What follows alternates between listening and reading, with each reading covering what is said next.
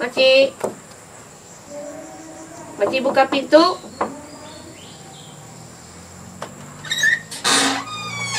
Selamat pagi. Sudah kita salam. Hari ini saya bawa kawan-kawan. Makcik mau duduk mana? Mana-mana pun boleh. Mana-mana pun boleh.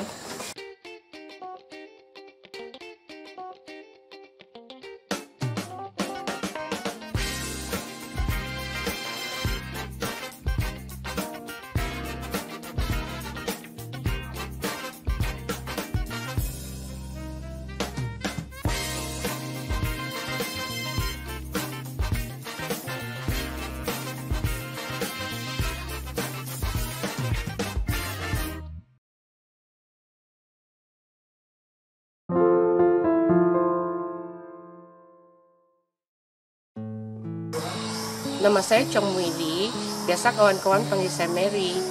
Saya sudah ikut menceburi sukarelawan KBDR ni. KBDR ialah Hikmat Bantu Dalam Rumah. Sudah dekat 3 tahun, sejak tahun 2020. Sejak saya kerja dulu saya seorang cikgu tadika. Saya memang minat dengan kerja sukarelawan.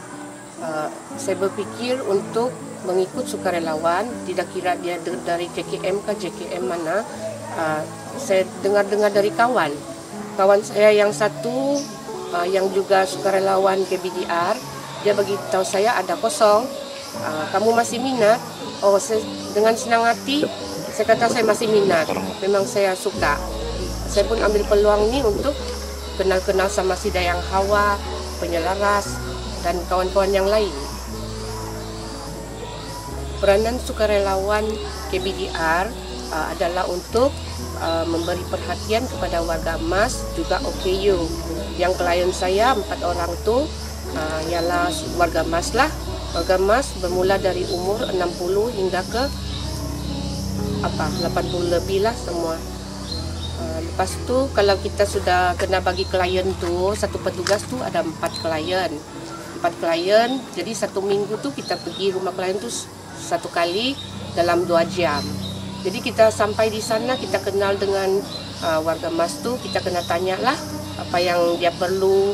Kadang-kadang biasa dia tidak suruh buat apa-apa.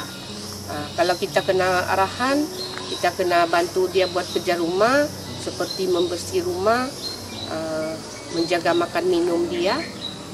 Kalau waktu kita datang pun kita kena bawa makanan begitu. Barang-barang keperluan seperti sabun, apa-apa sajalah yang kita tengok di rumah dia ada kekurangan.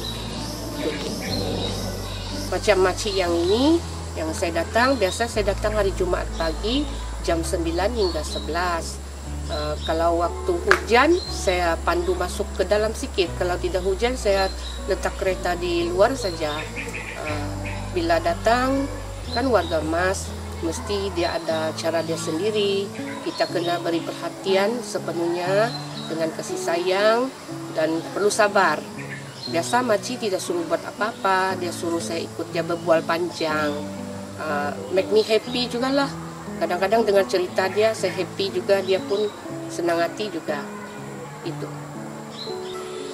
Mula-mula biasa kalau saya pergi melawat warga emas, saya rasa macam prihatin sama dia orang lah.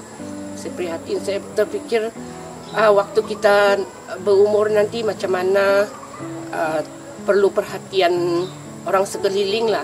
Sebab yang terutamanya kalau tinggal seorang tu mesti perlu beri perhatian. Sebab kadang-kadang macam makcik, fizikal dia kurang okey sudah kan, jadi kita perlu bantu dia buat kerja rumah. Bila sudah saya bantu tu, saya rasa saya senang hati. Saya macam rasa saya jaga ibu bapa saya sendiri. Pengalaman saya selama 3 tahun ni yang saya susah lupakan ialah ada satu makcik tu dia terjatuh di tangga, tangan dia patah lah, tulang dia patah. Lepas tu dia telefon saya terkejut. Saya pun pergi rumah dia, bawa dia pergi hospital. Dia berubat. Lepas 3 bulan baru sembuh lah.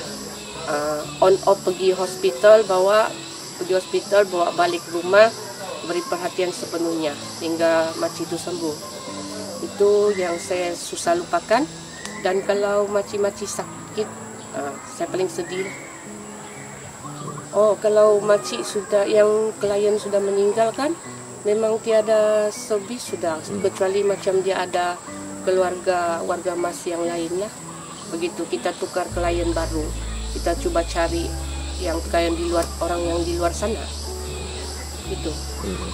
Tapi sudah, yang pengalaman saya yang makcik-makcik yang sudah meninggal ni ada 1, 2, 3 orang.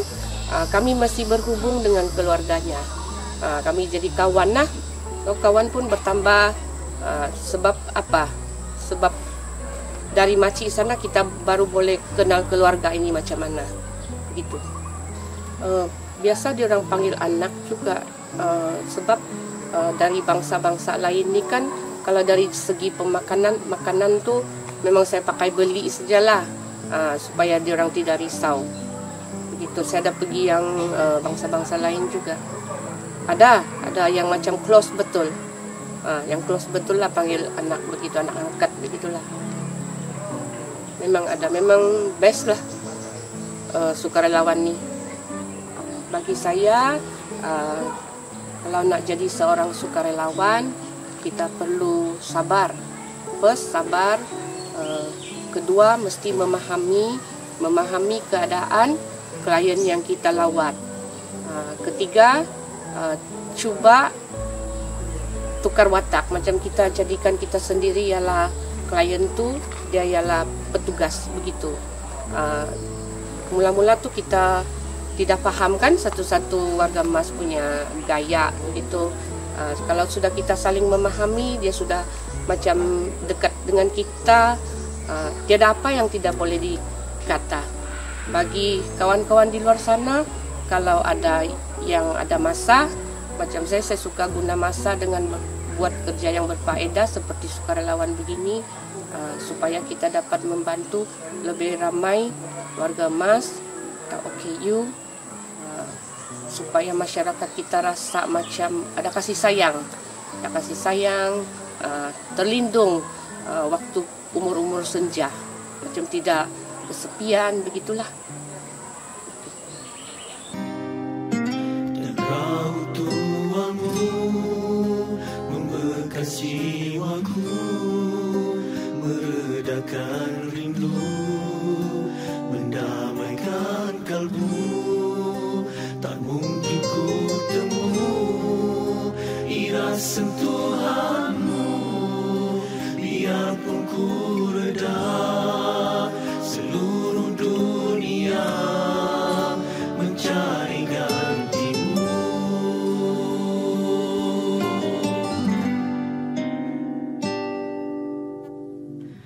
Betapa sukarnya menyusun bicara, meluahkan rasa, menuturkan sayang, kasih yang terlimpah hanya